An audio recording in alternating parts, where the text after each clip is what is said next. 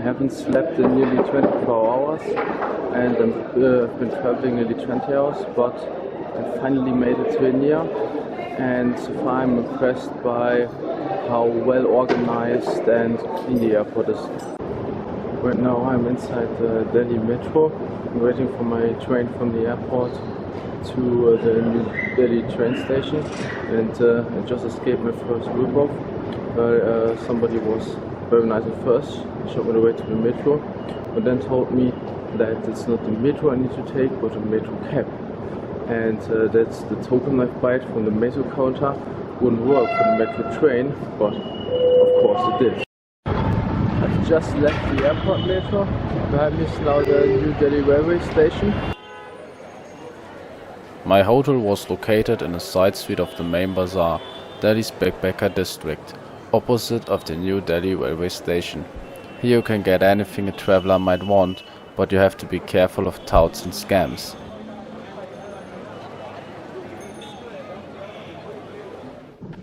This is my hotel room in the Smiley Inn, and it has a pretty nice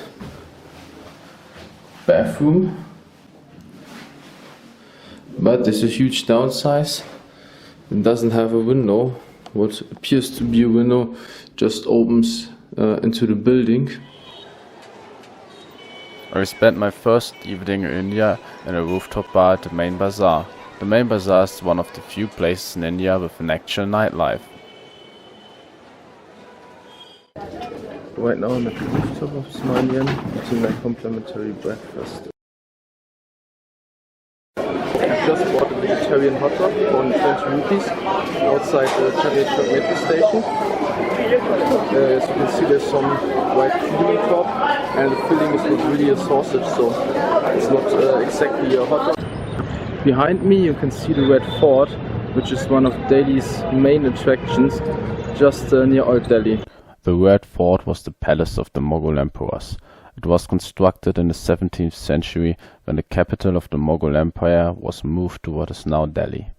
Since 2007 the Red Fort is a World Heritage Site. The Brits took over the fort after defeating the Mughal Empire and destroyed some of its buildings to turn the fort into barracks. From the outside the fort is very impressive, but the ruins inside are not that spectacular. You have to be careful when buying the ticket for the Red Fort. I paid with a 1,000 rupees bill, which the cashier quickly put away. When he handed me the change, he claimed I only gave him 500 rupees, and I had no way to prove that in fact I gave him 1,000 rupees. I'm in Delhi right now, and I'm drinking a chiku shake for 30 baht, which is a mix of pineapple and orange. After visiting the Red Fort, I navigated my way through Old Delhi to the Jama Masjid. The Jama Masjid was constructed in the 17th century and is India's biggest mosque. The streets around the mosque are as chaotic as most people imagine India. In front of the main entrance is an interesting street market.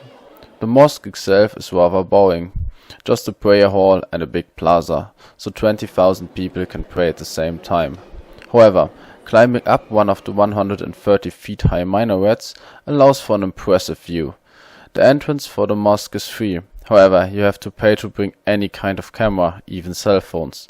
Also, if you leave your shoes at the entrance or your backpack at the base of the minaret, you will have to pay an extra fee, regardless of the fact that you already paid for a ticket for the minaret.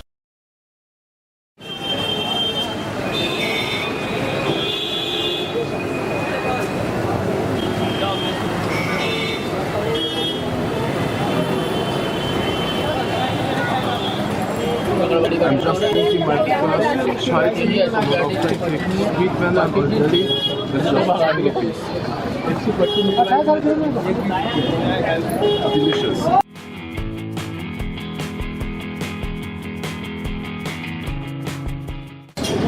I'm at a vegetarian restaurant in Old Delhi, as there's no menu with descriptions and I have no idea what all these dishes are. I just ordered a mixed vegetable dish and a stuffed naan. I can really recommend this restaurant. People are very nice. It's very good. On this day it hit me for the first time how extreme the difference between wealthy and poor people really is in India. On my way back I saw a waste dump, which was small but in a very central location. People, even small children, were searching the waste for anything of value. The worst part is that it seemed to me that many wealthy Indians do not care at all about the poverty.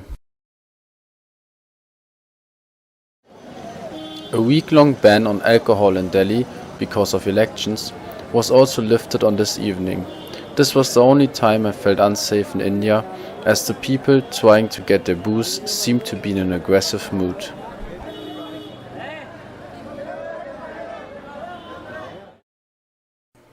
Let's talk about nicer things. Although Delhi is a metropolis, there are many animals living in it. I'm not only talking about dogs, cats, squirrels, small birds, and, we are talking about India after all, cows. There are also many monkeys and birds of prey. There is no reason to be afraid of these animals, but you have to be a bit careful.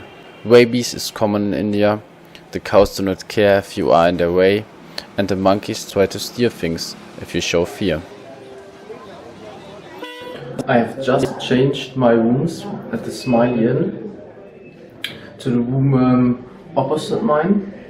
This room has a real window, which makes it much more brighter and the air much better. On the next day I drank more fresh juice, saw how Delhi's middle class lives, visited a market,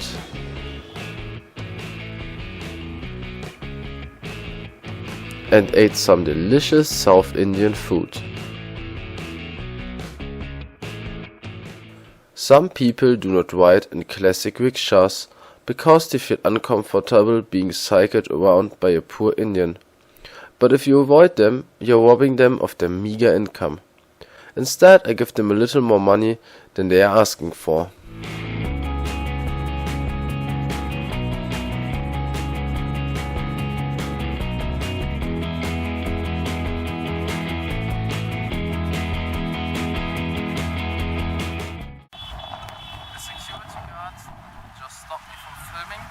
Why? Because I was filming the trash that was lying around on a public place. So, if India doesn't want this to be on the internet, maybe they should change something about it. Right now I'm at the metro station with a somewhat unpronounceable name, something like Vishwavidyalaya, which is right at the Delhi University. But today I'm not going to visit the university, I'm going to visit the Northern Ridge, which is full of historical sites. The Northern Ridge is not only a little spot of nature inside of Delhi, it also includes some historic sites. I'm at the Northern Ridge now, which is a nice park. Many Indians seem to use it to go for a walk. It's very quiet compared to the city. At the entrance there was a guard. I think he wanted to tell me that I'm not allowed to take pictures in here, but he didn't speak any English, so it's kind of unclear what he wanted to tell me. Many monkeys live inside the park, and it is a good place to meet them. I hope you are as much into monkeys as I am, because I am going to show you some more footage of them.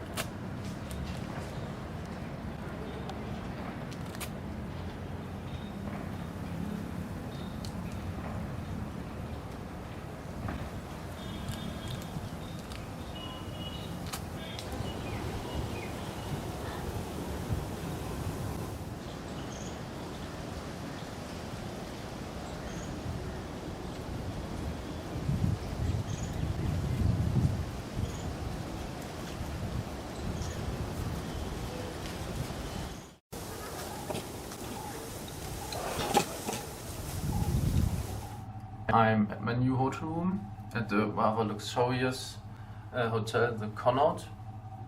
Normally I would never book such a room, but my employer pays for it, so I can enjoy it. As you can see, the room is not really bigger than my backpacker hotel room, but of course it has quite different equipment. As you can see, there's a huge window, nice chairs, there's a western bathroom, even with a bathtub. And There's finally a safe that's big enough for my notebook, but of course there's also a downside to such a hotel. For example, the prices of the additional services like laundry.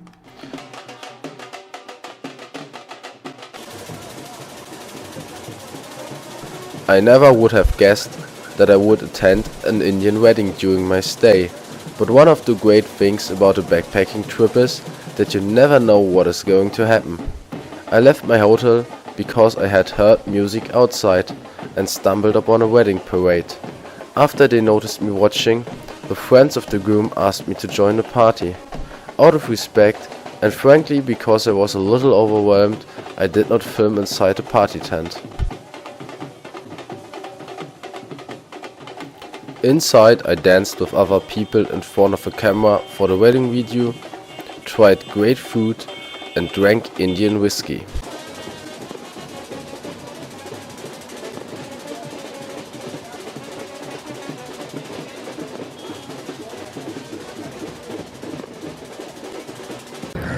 Right now I'm outside the entrance of the Jantar Mantar, an archaeological site. The Jantar Mantar is located near Connaught Place. It consists of 13 astronomy instruments built in the 18th century. The tomb of Humayun was constructed during the 16th century, the early period of the Mughal Empire. It is located in Delhi's district Nizamuddin East. In the 19th century, it was the last retreat of the last Mughal emperor who was captured there by the Brits in 1857. Around the tomb there is a park with other historical buildings. Because of the several buildings and the park, Humayun's tomb is one of the most interesting historical sites in Delhi.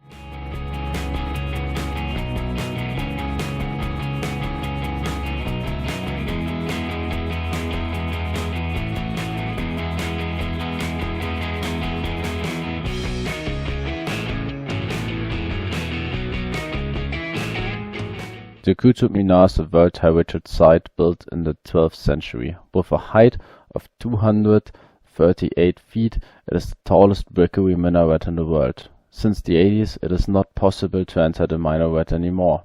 This is why I had low expectations prior to my visit. However, I was positively surprised. The site area contains not only the minaret, but also several ruins. Noteworthy was that the site was not only visited by Western tourists, but also by many Indian school classes.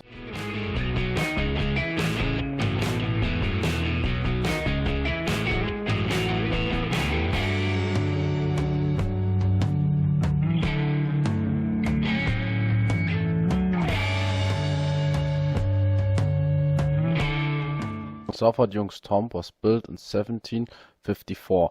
It is known as the last important example of Mughal architecture in Delhi. Like the Taj Mahal, it is built of sandstone and marble. The building is surrounded by a garden arranged in squares, in the same style as the garden of Humayun's tomb. Pani Puri, a bread which is filled and dipped into sauce, became one of my favorite snacks. It is simple and spicy but very tasty. The Lotus Temple of the Baha'i religion is very famous for its architecture, but the visit was extremely boring as there's nothing to see or to do.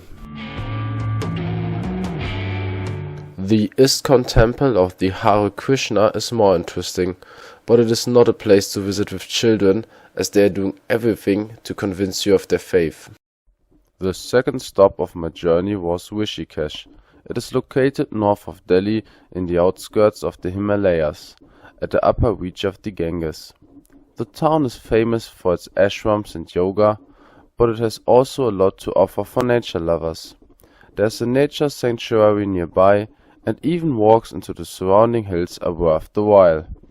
Although I am not one of those people looking for a spiritual experience, I liked Rishikesh very much. In Rishikesh you can also see the traditional ghats, which are used for bathing in the Ganges. Here the river is even somewhat clean. Sadly, my visit was short and, besides the town, I could only visit a nearby waterfall.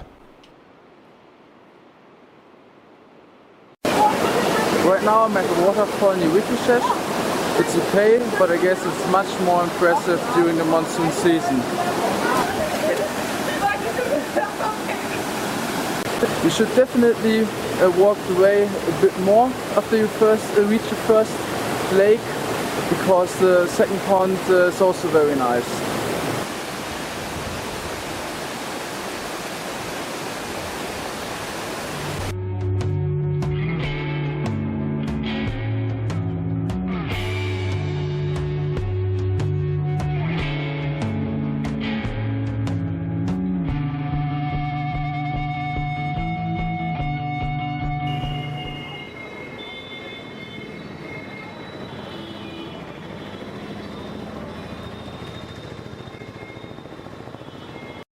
The well-known Taj Mahal was built in the 17th century and is located in Agra, the old capital of the Mughal kingdom, not far away from Delhi.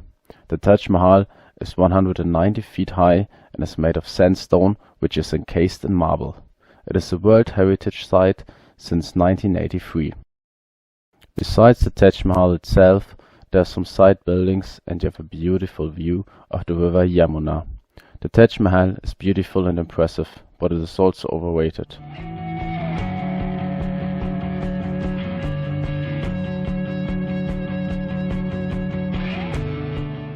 The last part of my trip took me to Rajasthan, first to Jodhpur, the Blue City, and then to Jaisalmer inside the Thar desert.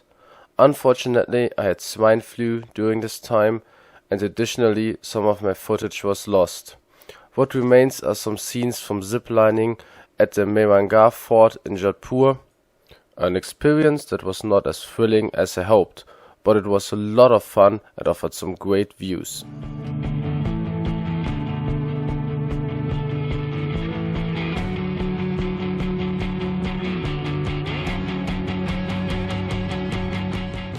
This is the camel that took me on a tour into the desert around Jaisalmer.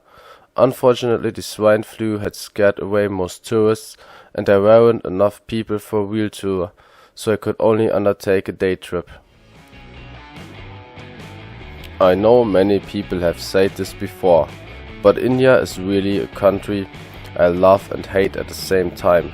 It is definitely a country of extremes. During my trip, I cursed India many times, but I know I will return to this fascinating country.